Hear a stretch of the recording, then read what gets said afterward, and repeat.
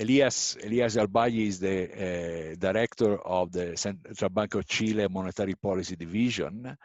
He has worked at the Chilean Central Bank for a long time, but Albagli has graduated from the Catholic University of Chile in 2002, and then received his PhD in economics from Harvard University. Widely published, but also extremely involved in the forecasting work at the Central Bank of Chile. I know we are taking him away from a very, I'm sure, very complicated forecasting round at this time. We are all in the hand of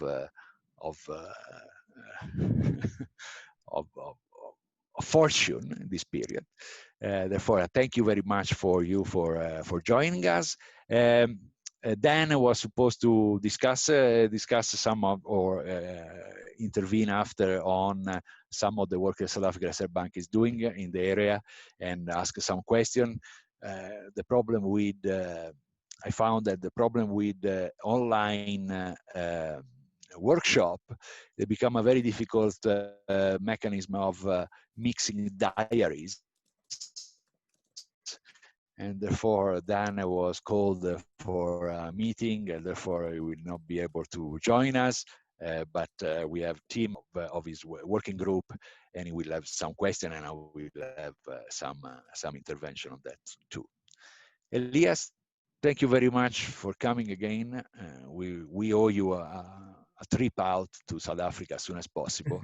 But in the meantime, we have to deal with this virtual relationship. Thank you. The floor is yours. That my wife is very excited about this trip to South Africa. So okay, that's good. That's, if the wife is excited, then it's gonna happen. Okay, that's no problem. Nicola, I'm very excited to be invited here. I love talking about this. Okay, I put a lot of effort into this agenda. Let me just share my slides here. Great. Can you see my slides? Yeah. Great. So we've been working on an agenda for incorporating microdata into macroeconomic analysis at the Central Bank of Chile for perhaps the better part of the last 5 years. It's been a slow process. I'll talk more about exactly what are the main obstacles for doing this. But now it's starting to pay off. And when it starts to pay off, it's always a very good timing that you're in the middle of the largest crisis in the last, 30 or 40 years for us in Chile. Because you can really see the value of having these tools. So what I want to do in my talk is I'm going to illustrate the potential for this being a really game changer in the analysis that central banks can do in the context of the current COVID crisis. Okay, so I'm going to illustrate with some examples the stuff that you can really do with this kind of data, the advantages it has over the traditional macroeconomic data, and then I will conclude with some thoughts on what the key obstacles for this were for us, and I am suspecting that there will be for other countries as well. And so I will try to talk a little bit about how these obstacles can be overcome. And we'll see that these obstacles are not really about technology or money. I mean, this is not cheap, but for the benefit it has, it's basically free. The issue is institutions do not cooperate naturally for sharing data. Okay, so I'm gonna end up my talk talking a little bit about that. So this slide has a lot of information, okay, but I think it's worth to pause for a couple of minutes and describe it in some degree of detail.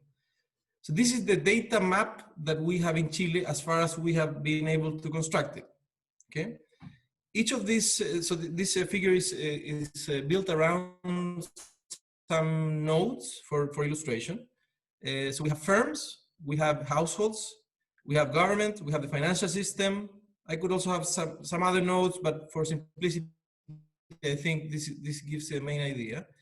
And the little boxes that you see connecting these nodes, basically tell you something about the administrative data trace that each of these agents leaves in the economy whenever they do something. Okay, so whenever you're born, you leave an administrative footprint in the national registry, right? It registers your date of birth, your gender, your address, your profession, whether you're married or not. Well, when you're born, it doesn't record that. Whether you have dependents. So all Chileans basically have their basic demographic information in the national registry. But whenever you go to school or maybe to higher education, the Ministry of Education is also going to record some key aspects of your path. So it's going to there will be registry about where you studied, how you did actually, the grades that you got, how you did on your national exam to enter the university, and so on. Okay, so everything leaves a footprint. If you take the case of firms, this is very interesting. Firms leave lots of footprints in the Chilean economy, essentially, mostly, but not only, through the IRS. Okay, so the IRS collects information about balance sheets, about income statements. More interestingly, and I'm going to talk about this a lot more in the presentation, it collects all the information on your sales and at the frequency in which your sales occur.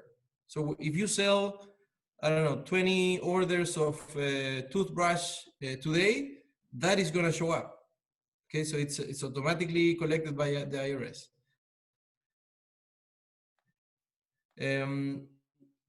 But firms also record other type of information. So, for example, whenever you take up a loan with a bank, that's going to leave a trace in the system.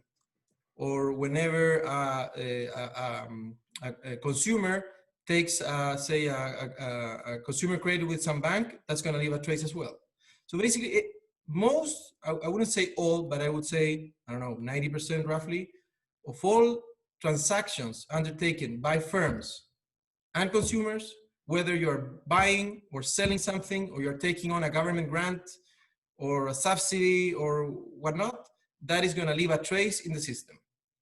And this is the key edge of the Chilean data. All these entries into the administrative registries are done with the same identifier. We have a unique identifier. In Chile, it's called the RUT, Rol Único Tributario. That means it's a unique tax purpose identifier. And this is true for firms, and it's true for households. So basically, what have we done in the bank? This information exists. It's technologically feasible to collect, but it doesn't exist like in the National Statistics Institute, like the Danish do, for example. This is sort of scattered. So the government has some information, and the IRS has some other information, and the Ministry of Education has some other information. And this could be merged, but being possible to merge and being available is not the same thing, okay? And this is the main obstacle for putting this stuff together. You have to make agreements. And for the last 5 years, we've made a lot of agreements. Some work well, some fall in between. But for the most part, we've been lucky, I would say. We've been successful in putting together a lot of this information. So I presented this maybe 3 years ago, and I had all these colors, right? Because I would make a distinction between the information we had and the one we wanted to have, but we didn't have yet. And I'm happy to say that today, almost all of the data sets that I'm describing in this slide, we have access to, okay? So I have to explain this a little bit. This is important. When I mean we have access to, I mean that we have been able to merge it, but once it's merged, this information is anonymized, okay? So we change the roots, we invent some number, but that doesn't matter. The important thing is that we can follow, we can track an individual since he's born, he goes to college, he then starts working in a firm. We know what firm he worked at or she worked at, how long, what the wages were paid, and then whether he or she went to another sector, whether she or he was unemployed, did he receive any government subsidies, did he collect unemployment insurance, did he take on a credit, and so on. So we can follow individuals and firms throughout the economy. This data is sort of a, I would say, a very unbalanced panel. Some of it goes way back. Some of it is only, I don't know, 10 years old. Some of it is 1 year old. And I will show you some of it we'll start receiving in January, okay? But the important thing is that there is a map of information. This information can be merged, and this is incredibly valuable for applied analysis. So the rest of the talk, I'm going to talk about that, the benefits. Okay, so this is the structure of the talk. I'm going to first focus on the benefits of microdata. I'm going to underline the how this data allows us to get information faster than the usual data sources, which is something that is not obvious. It allows us to go deeper because it's more disaggregated. And most importantly, it allows us to evaluate policy because this information can be merged. And this is key. And finally, I'm gonna say a few words about the key obstacle that we've had, and I suspect other institutions are also facing, which is the cooperation between different institutions, and especially in a context where the public is very suspicious about these efforts of bringing data together. Okay, so I'm gonna offer some thoughts on how we can overcome that. Let me start with speed. So if you look at the usual macroeconomic statistics that most countries have, they would have the national accounts that typically come out with a lag of, these are the quarterly national accounts, they typically come out with a lag of 3 months, right? So this is not great information when you're in the middle of the crisis. You have information about the demand components, so you have consumption, investment, so on, also 3-month lag usually. You have information about the labor market that usually has a little bit less of a lag, but it's going to be a month at least, depending on the country. Then you have the usual inflation statistics. They come up with, depending on the country, 15 days, maybe up to a month of lag. Okay. So let's compare this with the lags of the information that I'm going to be working today in the presentation, the information that we've been putting together in the bank. Let's start with activity. Okay, so how can we proxy, how can we measure activity? So the IRS has this electronic invoice that I was briefly referring to. So every time a firm sells, again, I'm gonna use the example of the toothbrush. This toothbrush, if you sell, say, 20 toothbrushes to the supermarket, that's gonna show up in real time. And it's gonna say that you sold 20 toothbrushes at a unit price of, say, $3. This is the amount of detail that comes out in the transaction whenever this is a transaction between businesses, okay? So this has been the real game changer, okay? Because it's not only incredibly disaggregated, and it gives you all the information about the network, I mean, who the firm is buying from and who they are selling to. It also gives the information of prices and quantities separately. And most importantly for this current slide, it is available in real time, okay? So this has no lag, basically. The only lag is that the IRS doesn't work for us, right? So they cannot send the information every day. So we collect it once a week. So for example, I think yesterday, today we will receive the information of up to last Friday. All the sales in the country up to last Fridays. Sales between firms, okay? Let's go to aggregate demand. It turns out that we can also use a lot of the information we have in these receipts to construct proxies of aggregate demand. So take the case of consumption, okay? So the e-receipts, this is different from the e-invoice, okay? The e-receipts are the receipts that businesses print whenever they sell something to consumers. Okay, so that's different, okay? And this is new. We're on a trial, sort of, so to speak. Some firms are reporting this voluntarily for the last couple of years, and starting on January, this is gonna be mandatory. Every time you sell toothbrushes to the final consumer, that leaves a receipt, okay? Different from an invoice. An invoice is when you sell to or at least I'm gonna use the nomenclature here, that an invoice is when you sell to another business. And this is when you sell to the individual consumer.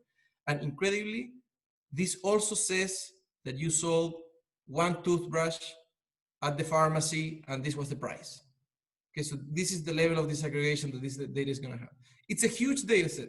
I mean, these are all individual sales that occur starting January. They're gonna be mandatory for all firms, okay? So what's the lag of this? again, it's the same. It's the 1 week lag. It happens in real time. So basically the frequency is daily, but we will receive it once a week. Of course, this is huge. I mean, it's a massive amount of resources that you need to be able to process this information, which grows in size, grows exponentially. For consumption, we also have the electronic payments. These are the records of credit and debit cards. This has less information in the sense that it's not disaggregated to the level of individual sales, but still, it will tell you that the pharmacy located in this county sold, let me make a guess, $300,000 last week. Okay, so actually it's daily. It's daily information at the business level. So it doesn't disaggregate each sale, okay, but it's still very, very, very useful. So with that, you can come up with basically real time or 1 week lag data on consumption. Now, if you want to trace investment, this is a bit more tricky, but it's doable. You can also go back to the IRS receipts. I'm sorry, the invoices. Because when firms buy things, they write down what they are buying. So they would say, we're buying a machine for, from this company. So you know who they're buying from. So you can identify some sellers as being basically sellers of capital equipment, right? Or maybe a construction firm. If you're purchasing something from a construction firm, well, a pretty good guess is this should enter and will enter the measurement of construction in the national accounts. Okay, so this is a way of capturing this before you have to do all the national accounting that takes a long time. Okay, this is basically in real time. So from the description and of what you're buying and the identity of who you are buying from, you can actually make pretty good guess and construct reasonable measures in real time of investment. Different types of investment, IT, fixed residential investment, machinery, etc. Okay?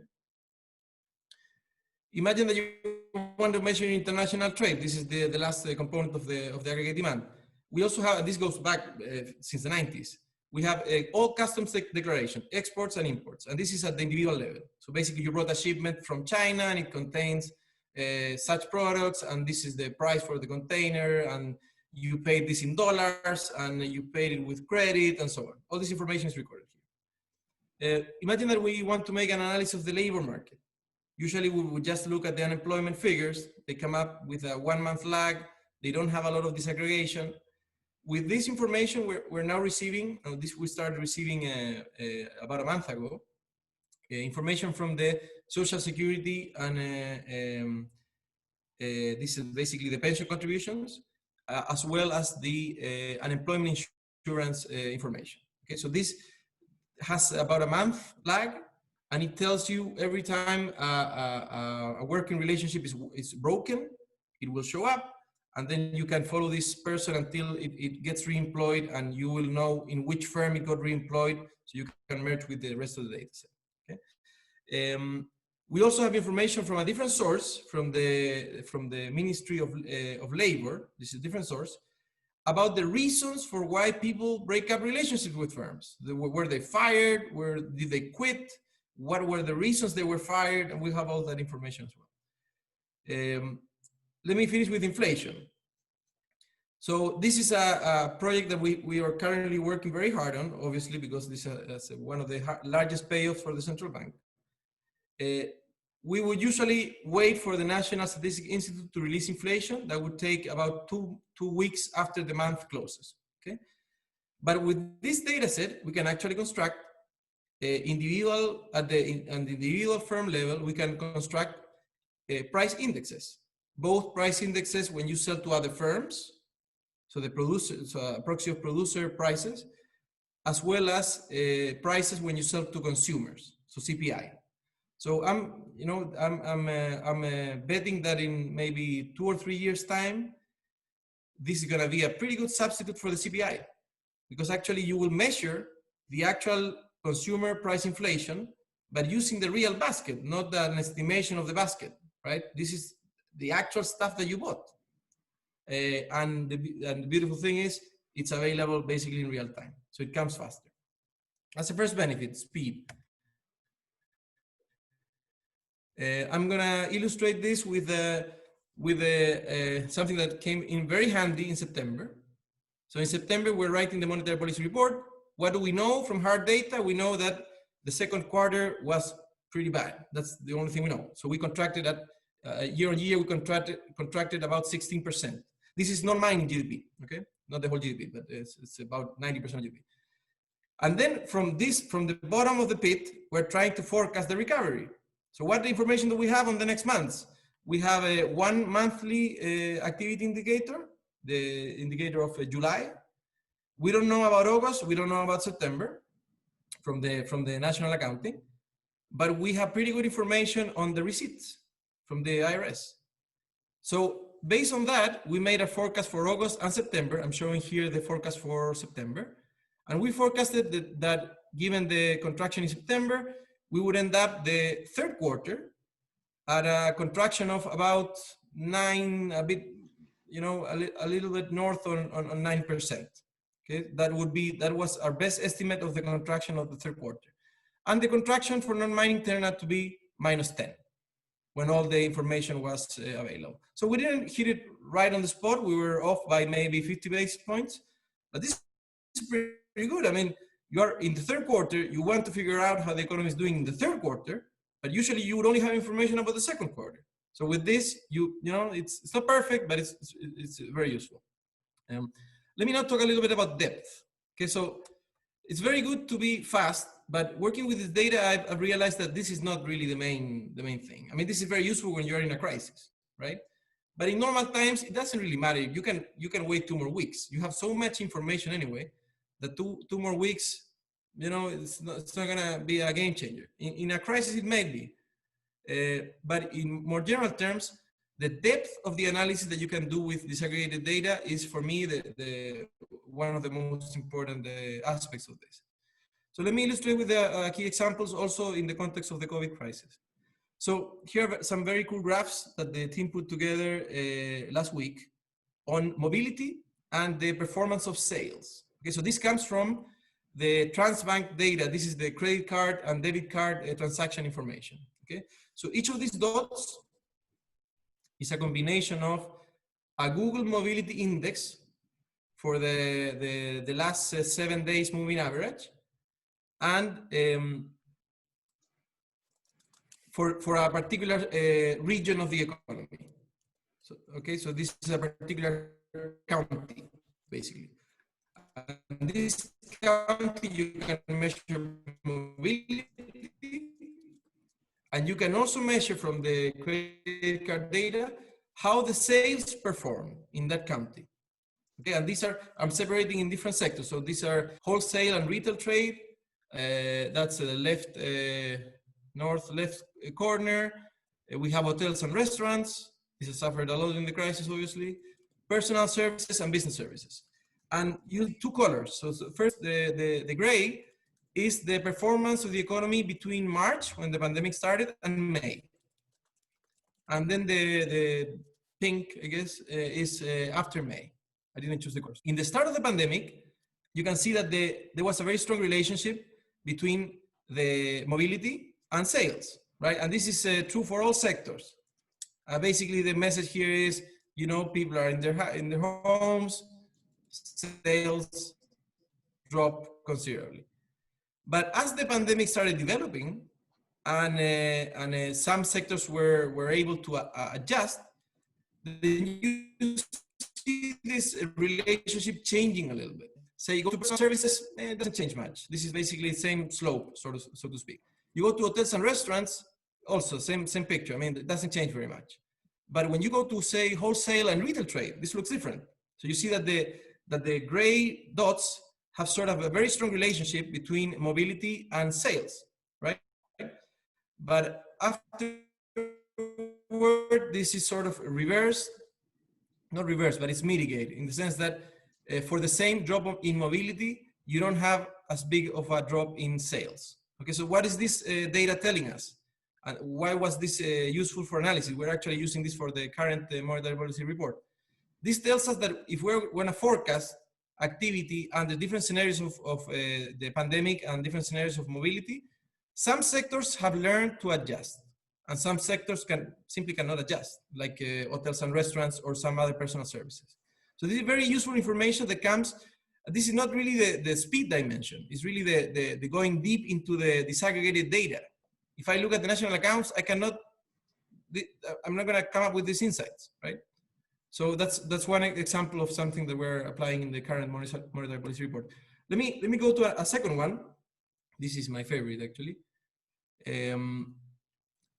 A key question of this crisis is how persistent are the effects going to be? What are the scarring effects for the economy? Okay, and a natural place to look at is firm exits. So the death of firms during the pandemic.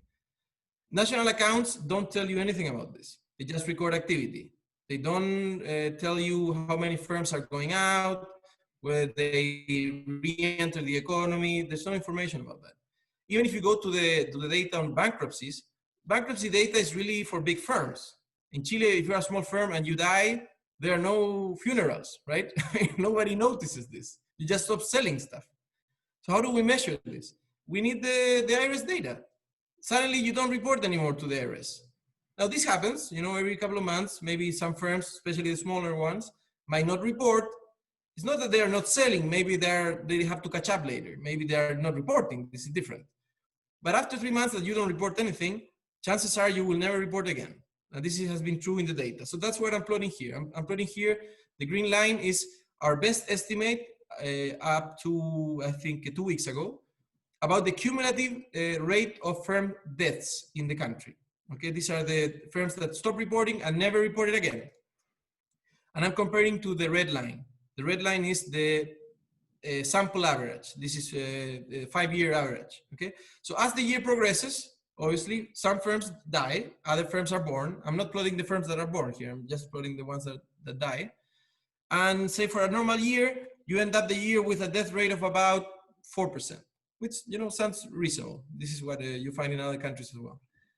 But this year, we are already at a death rate of close to 20%. So, this is important to know. Because this means, so let me tell you what the insight of this is for our monetary policy report and our projection analysis. Potential output has been depressed through the pandemic. This is one of the channels. When firms cease to exist, you're directly subtracting from potential output. And to the extent that firms will not recover automatically, historically when a firm goes bankrupt, it doesn't recover, it just ceases to exist.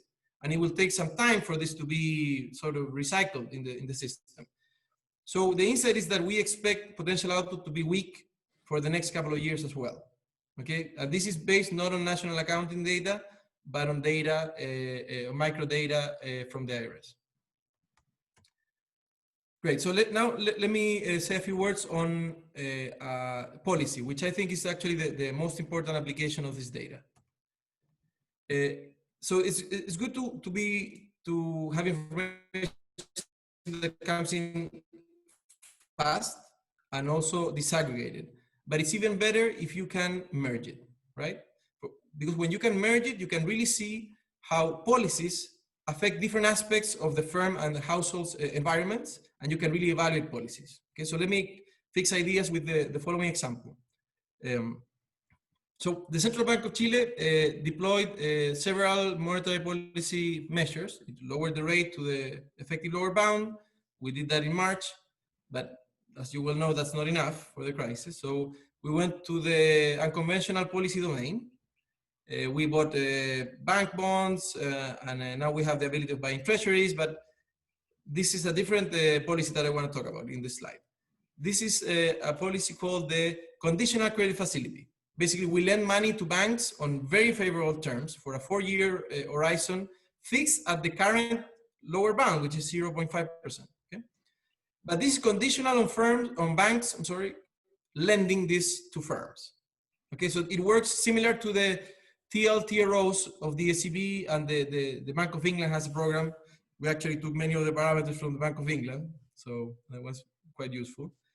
So we want to evaluate this program. I mean, what do we see? We see the aggregate data tells us the following. It tells us, guys, I mean, this might be working because actually credit is growing. For the first time, you're in a recession, and not only credit does not contract or stays the same, it expands. So this counter-cyclicality of credit This is the first time that we observe it in the last maybe 3 or 4 crises. And I believe this is true for other countries as well. So the first pass of the data tells us that this might be working. But then other questions arise, like, right, but this might be like the big firms or the successful firms. Maybe they are hoarding credit.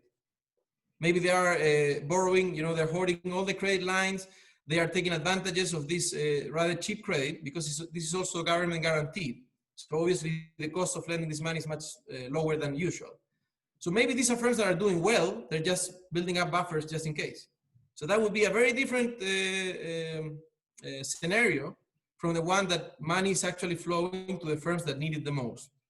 But how can you know that from the aggregate data? The data doesn't tell you that. But this data does. The micro data tells you, because you can actually merge data on the financial system with data on sales performance from the IRS. So this graph shows the following. It shows credit growth relative to a baseline for different types of firms. And when I mean different types, I'm ranking them or I'm grouping them according to their performance prior to accessing the loans. Okay? So for example, the blue line, which is actually the one with the highest, there are 2 lines that look a lot the same.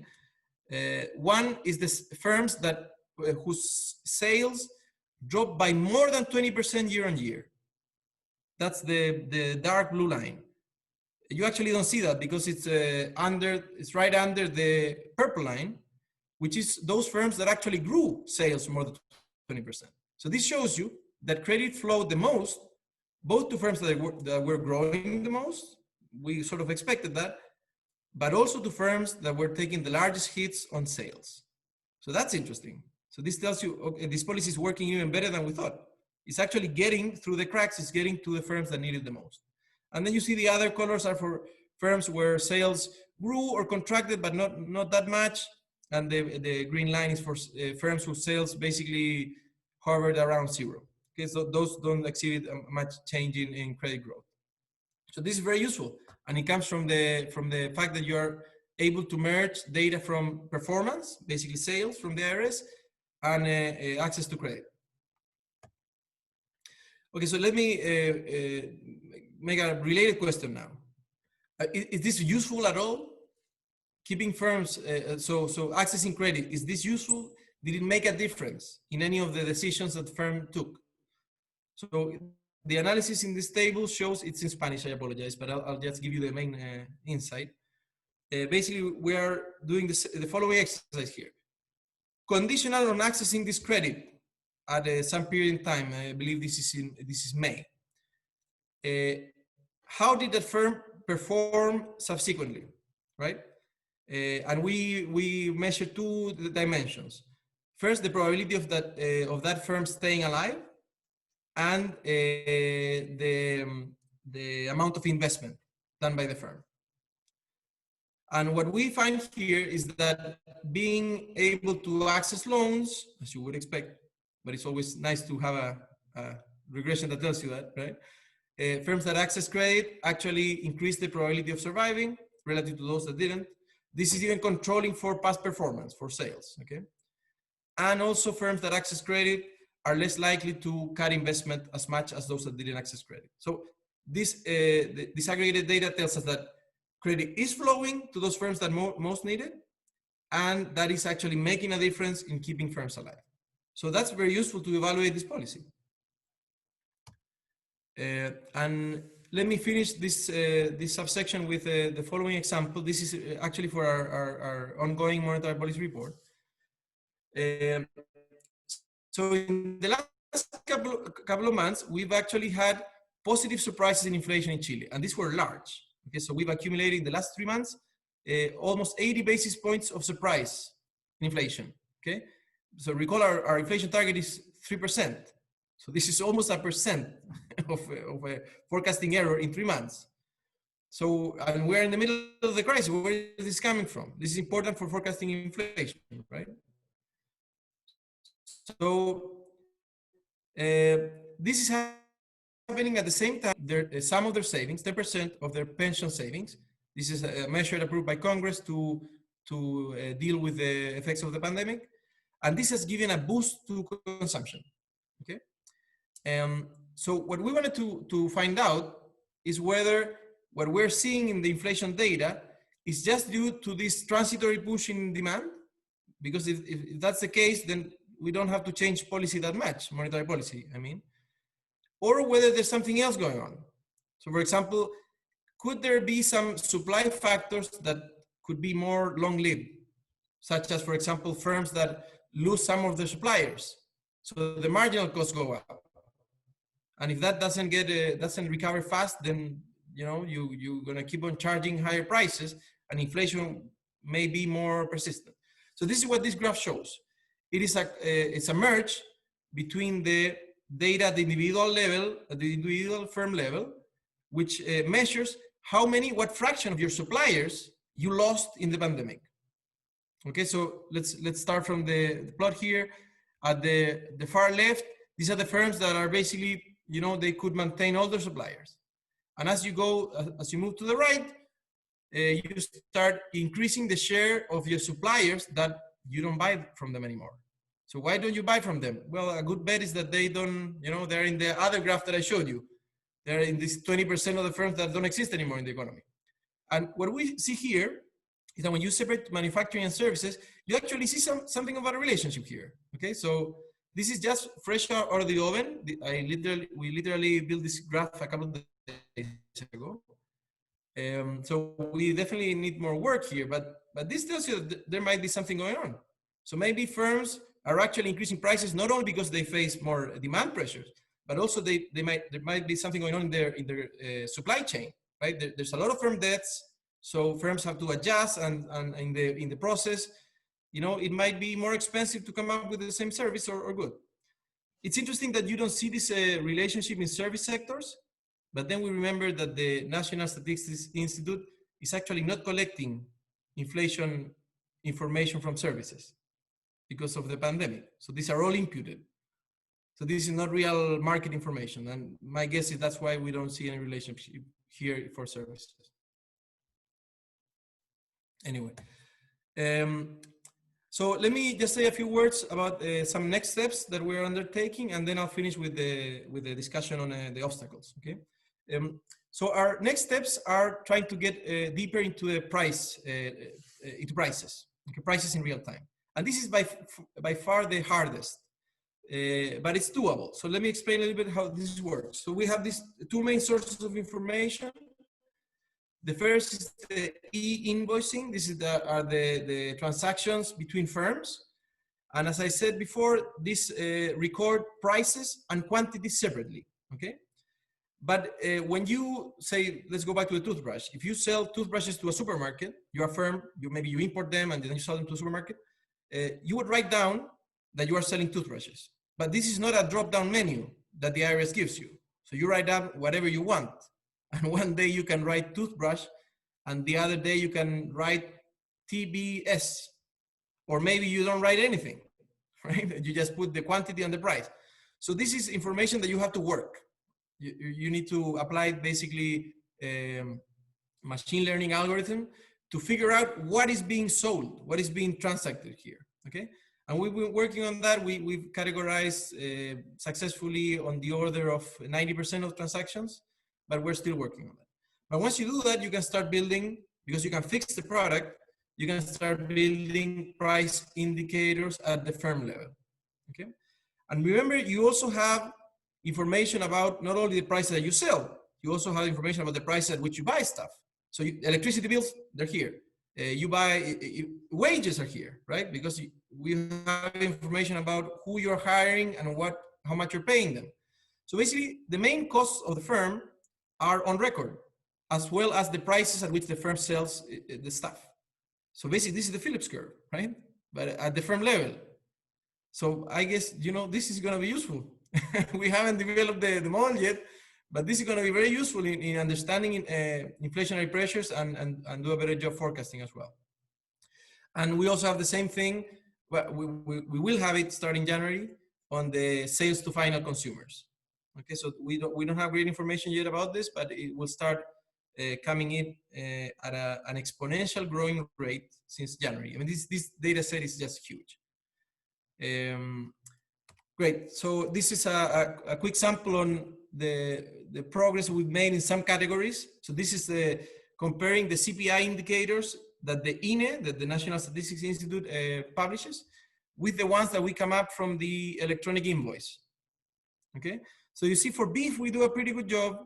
For wine, we also do a pretty good job. It would be embarrassing not to do that, being this Chilean data. You see, when we go to non-alcoholic beverages, we don't do a good job there. Cellulose, this is all right, I guess.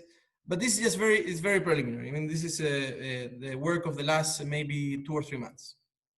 And let me just finish the presentation, Nicola, with some thoughts about the main obstacles that we faced. Okay, so when we started doing this project, we very soon realized the following incentive incompatibility.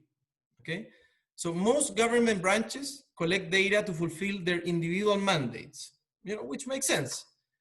So the IRS would gather data just for collecting taxes, and the INE will conduct surveys, and they update aggregate series, and they just want to make sure that they capture the broad information of demographics and other type of information in a statistically representative way. That's what they want to do. They don't want to collect information on individuals or merge it with anything else.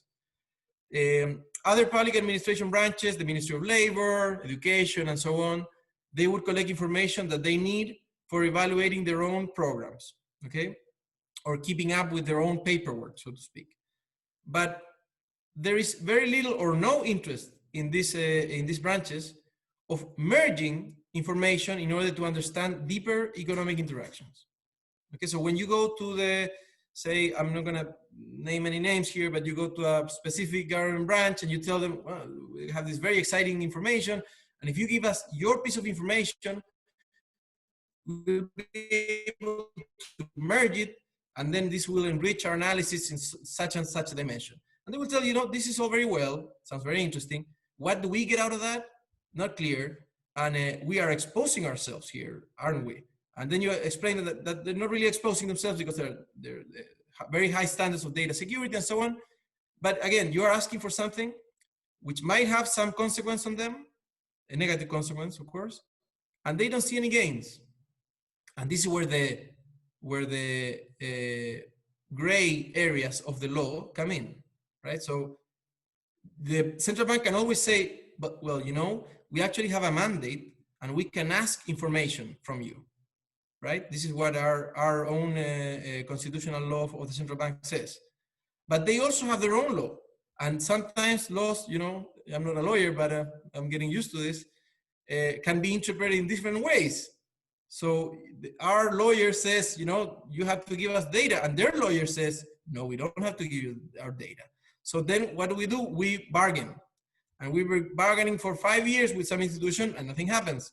And with some of them, we bargain for a couple of weeks and things happen, okay?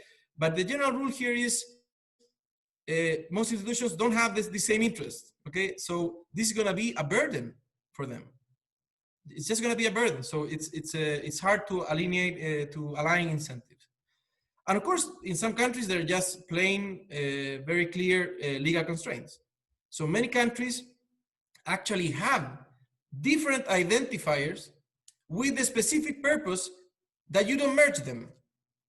So it is actually designed for you not to merge the data. So of course, this is going to be very hard to get around that, okay?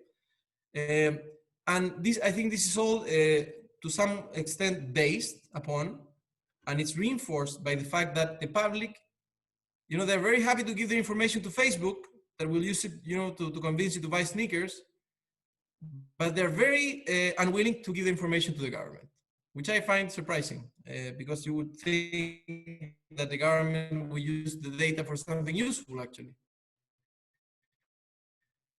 But that's just the way it is. I mean, if you look at the elsewhere about this stuff, and you look at the comments that the people leave under the news, I mean, nobody likes this, right? The government is, all these conspiracy theories and so on. So this is not an easy sell at all, okay? So how can we sell it? How can we sell something that I think is so useful and it looks so bad. I mean, people don't like this. So this is my last slide in the presentation. And I think the only way of selling is there's no shortcuts. It's just convincing people that this has a useful, it's very valuable, okay? So for that, I've made this plot that I find useful to think about the issue. So on the left-hand side, I'm showing the situation in Chile, and I'm guessing in most countries, okay? You have different institutions, so the central bank is somewhere there, the IRS is somewhere there, customs is there, the Ministry of Education, the labor ministry and so on. And they all collect their information, but that's it, that's what they have. So if they want to have more information, they have to go to their neighbor and say, you want to trade data, and you have to put the lawyers, and you have to make agreements, and you take maybe 5 years, maybe 6 months, it depends on the case. And what do you end up with? You end up with n times n-1 potential bilateral agreements to sign, okay? And this is the catch, and people don't realize this. The agreements are not standard. Some of the agreements are going to be, somebody calls somebody who works in some government branch. They graduated from the university 2 weeks ago. They don't know anything about this. And they say, sure, I can give you information. And they send information with their real identifiers, right? I mean, this can happen. I've seen cases where stuff like that happens. Or maybe you write to the IRS, and these guys know what they're doing. So the IRS will tell you, sorry, you cannot ask this information from us. Or the central bank will say, you can ask information from us, but we have to make an agreement. And the agreement has to have this and these clauses. These guys know what they're doing. They really protect their information, okay? But the short message here is, this arrangement is very inefficient. It doesn't allow you to aggregate information to any meaningful level. And most of all, it's very, very unsafe. And it's very unsafe because these are multiple non-standard agreements where the protocols for sharing information vary widely. Okay, so let's go now to the right-hand side of the figure. This is what Denmark does. Denmark has the national statistic, the Danish, I forget the name now. The National Statistics Denmark, that's the name. That would be the blue circle in the middle. And they are the only institution where you can send information to. Okay, so everybody sends their information to that centralized server, to that institution.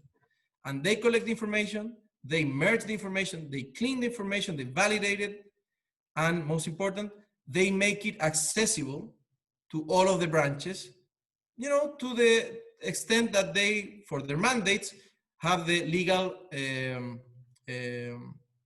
authority of asking this information. Okay, so basically, I don't know, the labor ministry will, they will contribute with their information, but then when they want to evaluate a policy, they can benefit from the fact that their information is merged with all this other information. And the most important thing is, this is the way of keeping information safe, because all these sharing protocols are the same. Whenever one of these agencies want to share the information or has to share the information, there is a unique protocol. It doesn't vary. It's the same one. And if you're a researcher, you want to access the information, there is a unique protocol for doing that. So they're not like ad hoc arrangements. So to finish my talk, Nicola, I think the way of making this happen is to, there are no shortcuts. You have to convince people that it is incredibly useful for them to have their authorities actually know what's going on in the economy, know what's going on in their environment, especially when you're hit with a crisis. And the only way of doing that is with a model like the one in the right, which is, by the way, the model we're trying to replicate in Chile with the bank, but it's not, this is sort of improvising. I mean, there's no law that says that the central bank has to be the one that gathers all this information. This is just out of our own initiative, but we're trying to replicate something like this.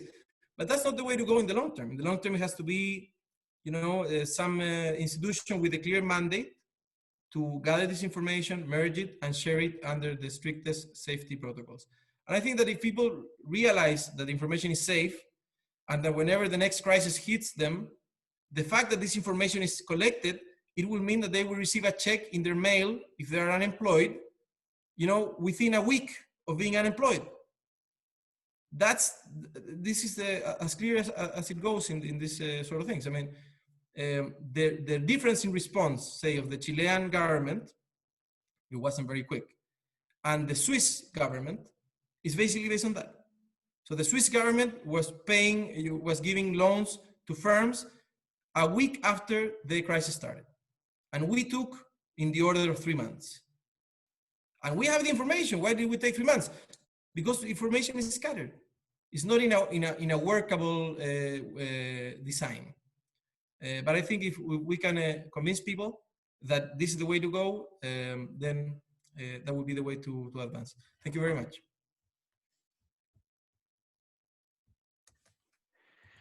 Thank you very much, Elias. That's very interesting. If I can start with the discussion on a few clarification, asking a bit more on the details. One on the process, what the process you have to go through to develop this data set. And the question is really at which level you had buy-in to have the authority to enter in this relationship with, in this bargaining with other institutions. Therefore, what is the amount of political power that you had to use or to mobilize to obtain this information?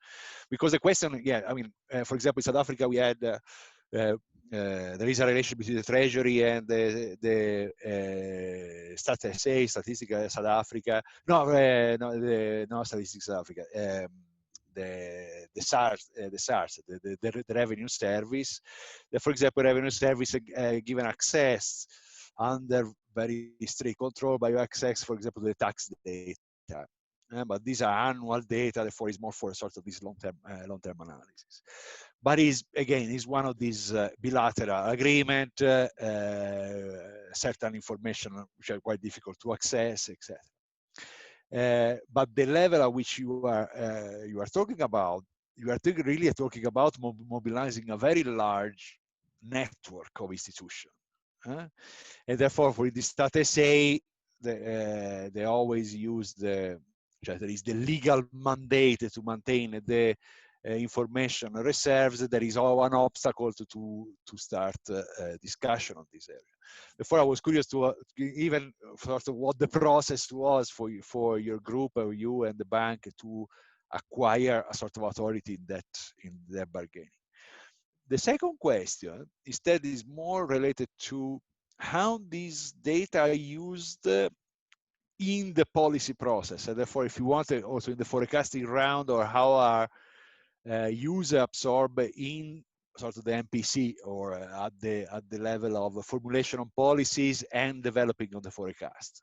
Therefore, how in some sense this kind of data change the if you want the algorithm, or the way people thinks, or how they are internalized in the way people think and reason around the monetary policy and the forecasting round. Therefore, what is the added value they gave in that kind of discussion, independent of the crisis. It's very clear on the crisis time, but it's also very clear that having this kind of data change a lot the point of view. We go in this micro point of view, in this distribution where the whole density, if you want, of the economic agent matters.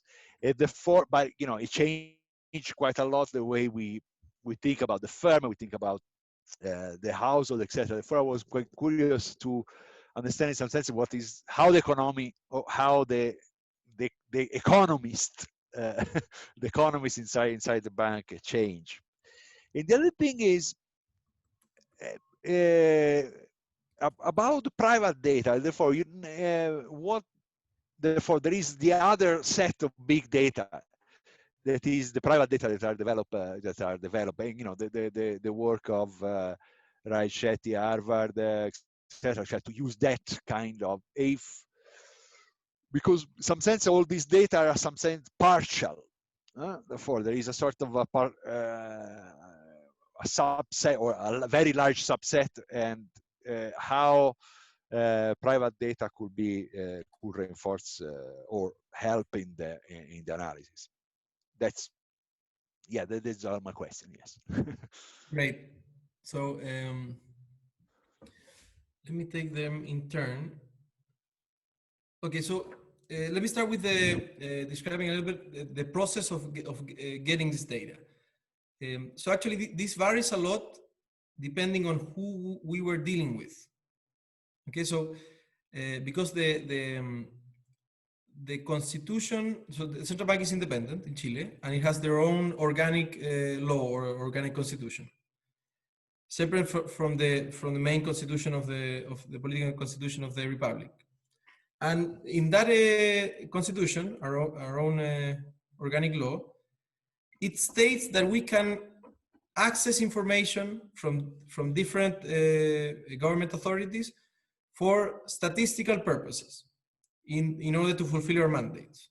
Okay, so basically we have some leverage when we go we're not like the Catholic University or the University of Chile that they want to do research, but they don't have any leverage. There's no law that says that anybody has to give them anything. Okay,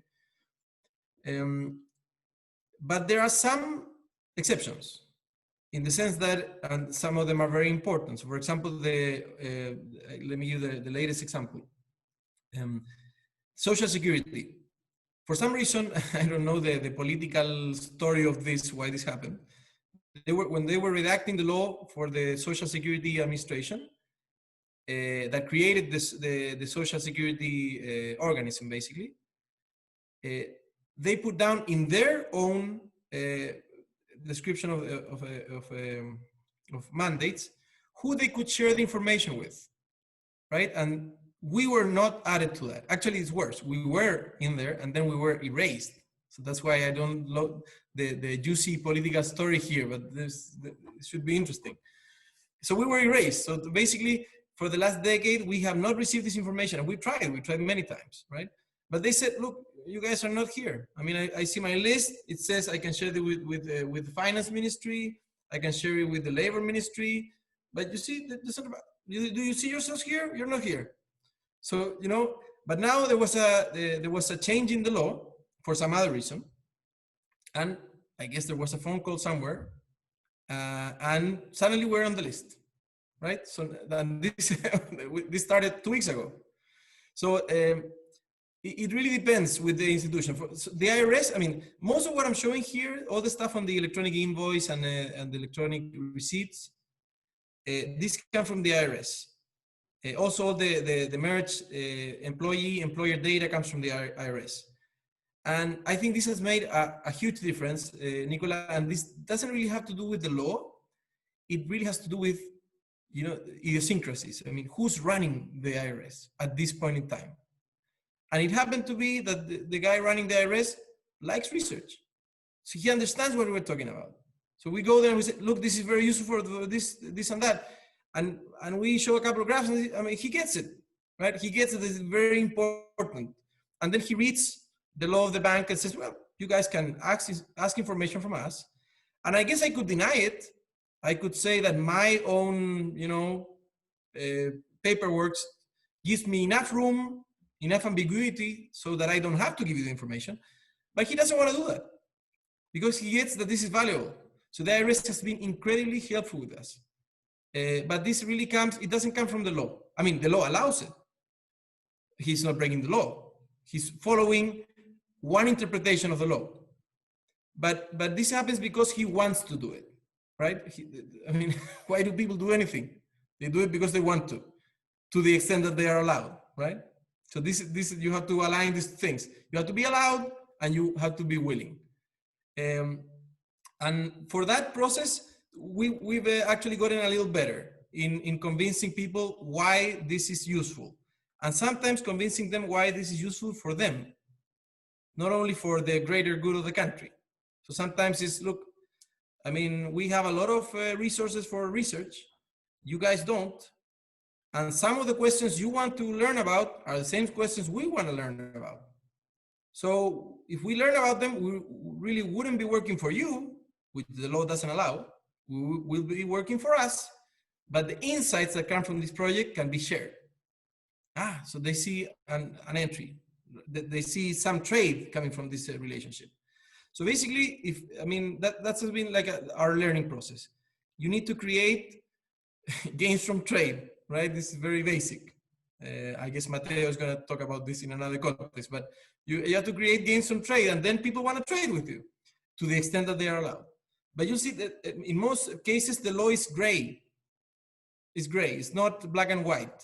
So the information can be shared to the extent that it's safe, but people have to want to share it with you. Okay, so we've had some other cases where it's impossible. It's been very frustrating after 5 years when we're almost there signing, and suddenly the director of the organism changes, and he says, let me look at this contract. What? You're gonna give the central bank this? Why are you gonna get this information? What are we getting at? And you have to start all over again. And maybe this guy you don't convince. He doesn't want to give the information. That's it. You lost 5 years. But it was worth trying. So I would guess my advice would be move fast if there's somebody sitting and with a good attitude, okay? Because that might change. And all your efforts are lost, sort of. So let me take I don't know if that answered the first question, but let me go to the second one. How this has been used in the forecasting process. So this has also been a very learning by doing experience. We have some insights from other institutions, but this is, as you well said in your remarks, this is relatively new. So we're all sort of improvising here. So let me stress two things. In the crisis, of course, the dimension of speed has been very useful.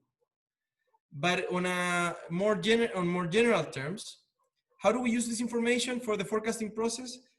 We basically use it not so much to substitute our models, but to inform them.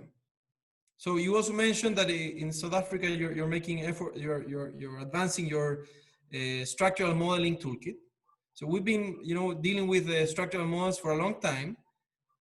And, structural models and the projections they give you are only as good as the judgment that comes in them. I mean, there's no magic here. Actually, when you just start working with these models, they do horrible. I mean, they don't project well at all. After some years, they start doing better, right? But so let me give you the following example. The model detects that the latest fall in the second quarter is due to a productivity shock. What do you make of that? How do you explain that to the board? What does that mean for the third quarter? So the model is going to have an answer.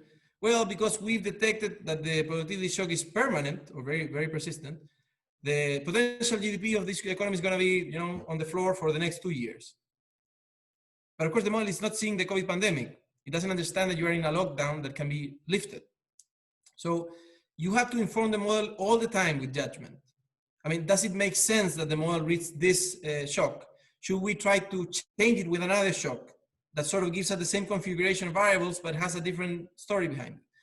So when we tell these stories, we use this sort of information, sort of analysis on the side. So let me give you a very specific example. People are now spending some of these pension savings that they're taking out from the private pension system in Chile. But because the economy is still, to some extent, locked down and people are still cautious, service sectors, are not getting a lot of traction. So this is basically expenditure on the tradable side. So a natural question on this is, how much traction does this have on the labor market? Because in Chile, most of this, we don't make computers yet, right? We make wine, that's what we do. We don't make computers. So people want to buy computers. You're going to stimulate the importers who bring the computers, and then they distribute to the final, the retailers. That's it. How much employment does that activate? So the model is not going to tell you that. The model that doesn't have that degree of disaggregation, but the microdata tells you that. You can go to the microdata and do the following regression. You can compute, you can measure how a change in sales in a firm, in a particular sector of the economy, how that affects the hiring. And it turns out that whenever retailers expand, they expand in sales, but that's not very labor intensive. But when construction expands, that's very labor intensive. but people are not buying more houses. Well, maybe now they're starting to. But you see, for this kind of judgment, to see what employment scenario makes sense with our improvement in demand scenario, you need to go to the microdata to make judgments. So if the model tells us, you know, employment is going to go back to pre-pandemic levels in 2 months, we're not going to believe the model because people are buying computers. They're not buying houses. So it's not the same. And so that's a very clear example on where judgments are used coming from this microdata. And then the last question you had was on the private data providers. So there is, in this picture that I think I'm still showing, there is some private data. It might not be in this picture actually, but it's the one I referred to, the credit and debit cards. Okay, this doesn't come from banks. These are the actual private providers of these cards. It is roughly similar in some dimensions to the Raj Chetty and co-authors data. It's very useful because it's high frequency. It has a lot of disaggregation, but as a general rule, this data is not mergeable, or at least it shouldn't be. So this is an important distinction. Maybe they have the real identifiers, but we might get into real trouble if we start receiving these real identifiers when there's no law that regulates this. Okay, so usually we try to be cautious, and when when it's a private provider, we try to always get the information anonymized, and if we cannot merge it, well, so be it, but we don't want to get into trouble. So that's I would say that's the issue with that type of data. It's useful, not as useful as the administrative data that you can legally and perfectly transparently merge. I think that goes to your questions. We have a few questions. One, Kaba, have you looked at how uncertainty around the nowcast changes as your data set become more complete? If the uncertainty is very high, is responsible for present point forecast of very high speed data representing noise as a signal. And therefore, what is the, do you understand? How the uncertainty around your nowcast changes when your data become more complete. How you deal with the noise that this big data will always have significantly. So, I mean, so there are two levels of uncertainty, I guess. One is just in the measurement, right?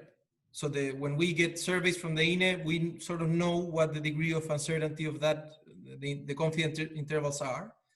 We are working on understanding the noise that our own forecasts, say of a high frequency activity, using the IRS data, what the noise in that is. This has been a very useful experience. So we don't always get it right. Sometimes we're pretty far off, you know. But each time you make a mistake, you learn from it, and then you realize that some sectors are not very reliable, or that maybe, one example we learned is that although the month, say September, all the sales of September should be in principle available the first week of October, and the IRS gives us the information. It turns out that as weeks go by, some firms catch up on September, and they give more information to the IRS. So the IRS will give you another vintage of the September data. We didn't know that before, but it turns out that makes a big difference. So there's some learning process in the sense of understanding the noise in the data that you get, okay? Then there's another dimension of uncertainty, which is, I guess it relates to what I said before on when we make forecasts. I mean, how accurate our forecasts are. Well, in general, they're not very accurate. This is not an issue of the Central Bank of Chile. This is just a general issue because it's, you know, the scenario changes and it's very hard to get that. I mean, if the scenario didn't change, your model should make a useful guide of what should happen. If you don't get that right, then you really need to work on your models. But the thing is that the scenario changes. But to the extent that the scenario doesn't change so much, there's not a big shock. I think you can meaningfully reduce the uncertainty of your forecast by informing your judgment. Okay, so let me give you another example that I've written down here that I forgot to tell you, Nicola. So from the labor data, you can get something very interesting, which is, you know, not only who's being fired or quits, you also know how long they've worked there and the wages they make. So you have an idea of the job ladders of people. And it is not the same, and there's a lot of research on this, for a 3-month-old contract to be terminated than a 10-year-old contract to be terminated. And what we saw at the beginning of the crisis, because Chile had a relatively smaller crisis at the end of the last year, we had the social crisis, and that hit some firms pretty hard. So the COVID was really the second, second was like a left-right combination, right? So when that last punch hit many firms, they just couldn't hoard labor anymore. So the labor hoarding story, where you try to keep the good workers and try to survive the crisis, that just didn't apply to many firms. And we can see this in the data.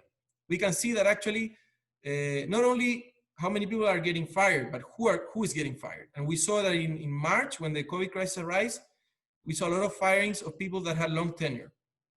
That's very different, right? So when you want to project productivity, or say the model tells us that there's a persistent productivity shock, and then the microdata tells you that a bunch of long-lasting contract has just been terminated, then you can go to the board and you can tell them, look, this productivity shock actually makes sense. We're seeing it in the data.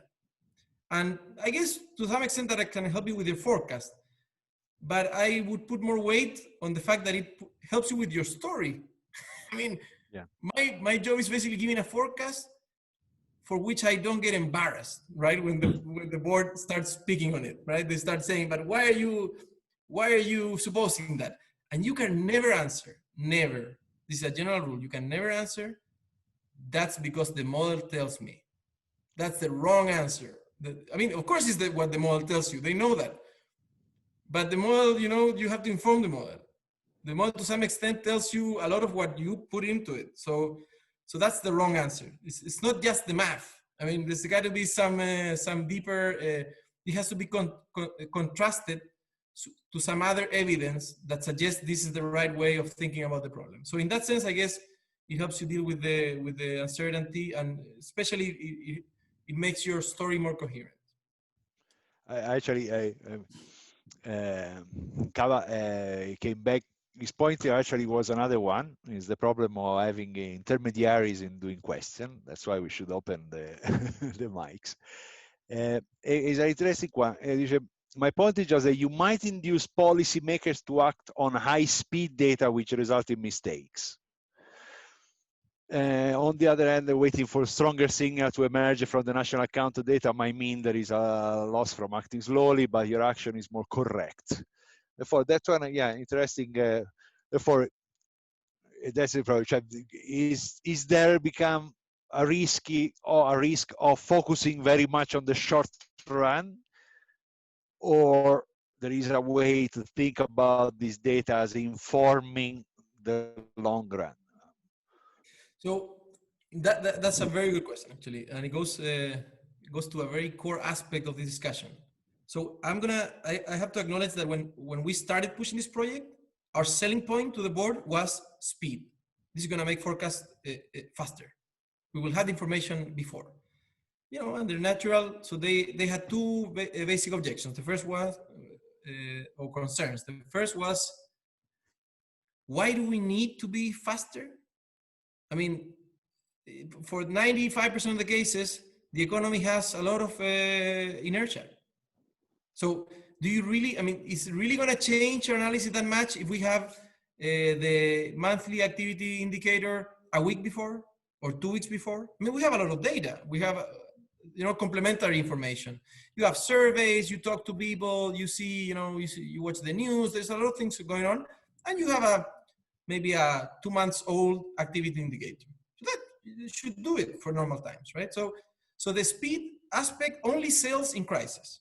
In normal times, this is not a good selling point. And it shouldn't be. I don't think it makes a big difference. Then the second objection was, the national accounts take long for a reason, right? I mean, there is no shortcuts here. I mean, they take long because they do a very thorough job in measuring exactly, or not exactly, but as precisely as possible what the actual level of economic activity was. And there will not be a shortcut to that. So how noisy is your information? So here I'm going to go to Blackwell's information theorem. What does it say? It says, and you know, people should learn from this. Maybe they would stop Bayesian attitude, the rational attitude to absorbing information, is to absorb it in a proportionally to their informational content. And the informational content depends on how accurate they predict stuff. So basically, if we had 4 years of this data, of say the electronic invoice, then I would have a very good idea on how noisy this information is. And the board would know it too. We would have a mean square error, a mean square forecast error, and so on. And if the forecast error is small, especially for some sectors, then you know it's reasonable to put a lot of weight to this information. If the forecast error is very high, then this is basically noise. It's not very useful. Might be useful for research or for something else, but not for forecasting on real time. It turns out that we don't have, the data doesn't go back so long. I mean, it's been there, it's just that we've never accessed it before. So we just started accessing it about a year ago, the one on the electronic invoice. This is the business-to-business transactions. So now we have a rough idea on like the quick gains for making this information more precise. But there's still a lot to learn. And I have to be transparent about this. We made some mistakes in this process. So I don't remember what month it was. I think it was maybe August. It was either July or August. We had a very green forecast coming from the factura, and we got it totally wrong. I mean, we got it 3% wrong, like 300 basis points. That's a huge error. Like we've never been as wrong as this month. But of course, it was a very particular month. It was the month when the economy started to recover. But the interesting thing is, we were wrong in some sectors. In other sectors, we got it right on the spot. So that gives you also information for the future. Maybe some sectors are noisier. Maybe in some sectors, you have to wait for the final vintage, so you don't get a speed angle from the national accounts. But in some sectors, you can get a pretty good idea in the first round. So this is all a learning process. But in the end, I think the value of information is to use it proportionally to how accurate it is. And figuring that out is a process in itself. Elias, sorry, can I jump in here? Thank you so much for the presentation. Please. I mean, I found that so interesting, and as much as I think I might speak for quite a few people here, having a data set like that would be so interesting and would be awesome to work with. I have a number of concerns about it. Mainly are the sort of legalities and the cost around it. Because merging something like that, I think you said earlier, might not be too expensive. I would argue it would be very expensive to create a data set along those lines. We have BankServe, who are the automated clearinghouse for all the banks in South Africa, and we've finally got access to a large data set, a lot of credit card and debit card transactions on that. As far as I understand, we have a lot of data, we have a lot of work that is going into trying to do similar things, but to create some sort of centralized data set would be extremely expensive, and the security of it would be even more so. So the one sort of the biggest question I have for you is whether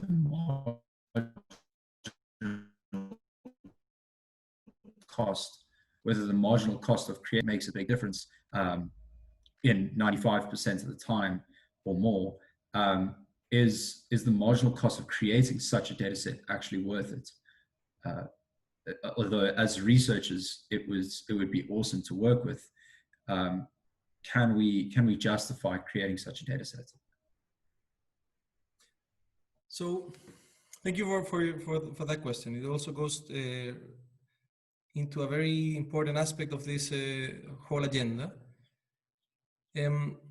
So what are the costs of this? This is direct costs of buying servers, the hardware, forming a group of people that, you know, before we sort of improvise and different people from different departments were working on this. Now we have a department that does this exclusively. And to be very transparent here, this information is growing exponentially. Like the Boleta Electrónica we were going to start receiving in January. I mean, the IRS doesn't know what to do with it. It's so big, right? So they don't know exactly what to ask for, because if they ask for the whole information to firms, they cannot keep it anywhere, right? So we're putting some numbers into this, and depending on the data set, this can be quite expensive. For actually 90-something% of the data sets that are described here, this is not big data. This is just large administrative data sets. It's not very expensive to have. Some of them are very expensive to have, like the Boleta Electrónica and the Factura Electrónica. This grows, I mean, this is just huge volumes of data. But again, I mean, technology is advancing, I would argue, at least as fast as this, as information is advancing. So we've just come out of a budgeting discussion at the bank that dealt with this. And we are talking about in the order of tens of millions of dollars for doing this, for having the largest data sets, okay? So how do you evaluate the benefit of having that? This is a hard question.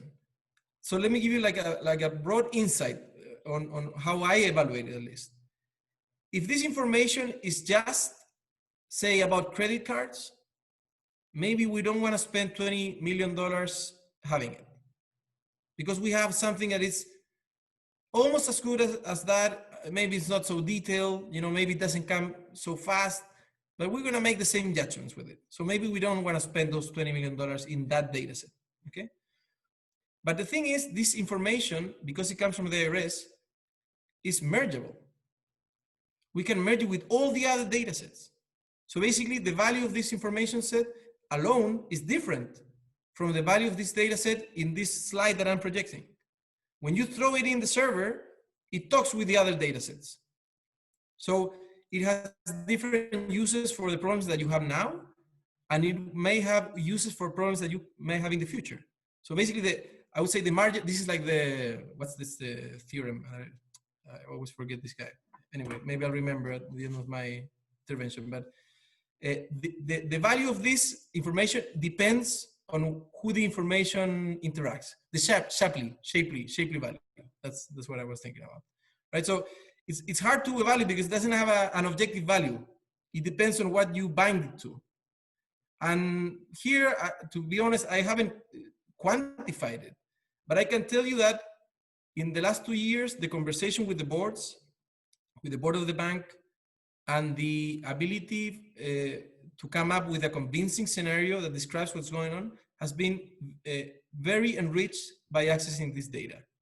And we're not even yet, I mean, harvesting the core of the investment. This is just, we're just starting to see the first sort of green shoots of the investment that we've done. But I'm guessing in 2 years from now, I mean, that's at least my plan, the plan that we have in the division. In 2 years from now, we want to have monetary policy meetings where we put the INE data for labor, and that's just the starting point. But then we double click on that and we have all the information from the administrative data sets about the labor market. And it gives you a completely, might give you a completely different view, a more complementary view on things. And I think this has a lot of value. I mean, it's hard to put a precise number, but I would say if the board of central bank is quite picky, right? And they're on this, they're on board. I mean, they are doing their subjective cost-benefit analysis, and they said, this is worth it. Now, it would be a lot more, the benefit-cost ratio would be a lot higher if there was one institution that did this, like Statistics Denmark. Then you only pay the cost once, and you have this benefit for many institutions. So I'm just talking about the benefit for the Central Bank of Chile. I think for the Central Bank of Chile, it is worth paying the cost. But imagine that you could replicate this. I mean, you don't replicate it, you just do it once, but then different institutions may access it. So I think that multiplies the value of this. But I have to say the costs were larger than I thought. But at the same time, I think the benefits are also being larger than I thought. So I think we come on the positive end in the benefit cost analysis here.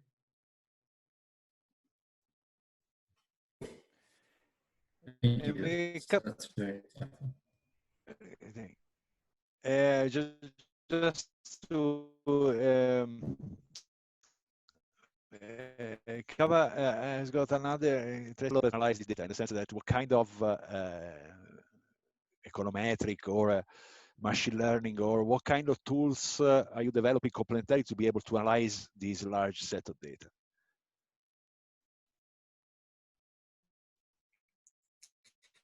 So that's a great question, and in the sense that we realized that there's really two. I mean, for simpler information, the process is very simple. You get the information from the say the INE, the National Statistics Institute. You present it to the board. That's the production process. There's nothing more in there. Maybe it goes in a certain slide that has a title because you're linking it to some story. But there's nothing you do with information. It just comes straight out of the INE. They're the one who produce it, right? We just use it. This information has to be produced on site. So the IRS doesn't work the information. They just give us the information. There's some preliminary process of validation that they do, of course. But then they give us the raw data. So there's a first process that I would call the production of information. I mean, you have to translate that into, I don't know, time series the firm has such and such dimensions filled in, and there's this new data set that you have to structure somewhat so that you can fill another column describing some aspect for that firm. Okay, so there's some process of information production that is very time intensive, and for that we've been learning about tools for dealing with big data.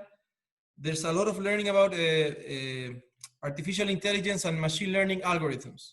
Okay, basically, I think I talked about this in the presentation a little bit, in the sense that a lot of this data is not categorical, in the sense that firms don't have a drop-down menu. I'm selling toothbrushes. This would be product 31B. There's nothing like that. Actually, the IRS wants to work on that. And this is one of the things that we're helping them with. They want to have something like that so that they make their lives easier. But at this point, what they have is there's a blank slate and firms type in whatever they want. Right? So a toothbrush can have 50 names, depending on who types it, what day they type it, or what hour of the day they type it. Did they make a typo when they typed it or not, and so on. So there's a lot of machine learning to try to extract, to be able to categorize something that is being transacted. Okay, so that has been one of the expensive parts of this project, because getting people who know their game on this is, this is a very scarce resource, as we've had to find out in the last couple of years. This is not easy to hire people with these skills. And that's the first part of the process. So producing the information. So now we have a department that produces the information. But why is this not the National Accounts Department in the central bank? We have the central bank does the macro statistics in Chile. I realize this is not the same in every country, but in Chile, it's the central bank who does the statistics. So why doesn't the statistics department do this? Well, because maybe we want to learn something about job ladders, for example. So the Monetary Policy Division has a specific request. We want to build a specific data set that comes from this administrative data that has nothing to do with the national accounts, for example, or wants to go deeper in the national accounts. So maybe the National Account Division has no interest in doing that. This comes from the request from the Monetary Policy Division, or maybe the Finance Division. They're also working on this. So you have to produce information that is specific to your needs. Okay, so that's why, at least I think, we need a special department for producing this information, because it's on demand. But that's still the first part, producing the information. Once you produce the information, you start using it. And that use could be from the research department. Say you want to explore the structural relationship between different variables. You make a nice paper out of it that can inform decisions in future, or maybe it's the macro analysis department, and they want to figure out, they would just want to forecast GDP. And this department already told them, look, we think this is the best way of forecasting GDP. These are the aspects of the data you need to be worried of or wary about, right? The data might be very noisy for these sectors and not so noisy for others.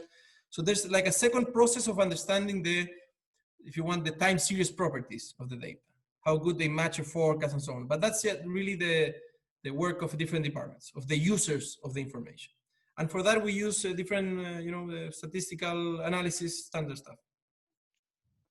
Hello. Elias, thank you very much. It was a tour de force. Thank you very much for being available to us. And we have an open invitation. As soon as the world open again, we wish to welcome here in South Africa as soon as possible.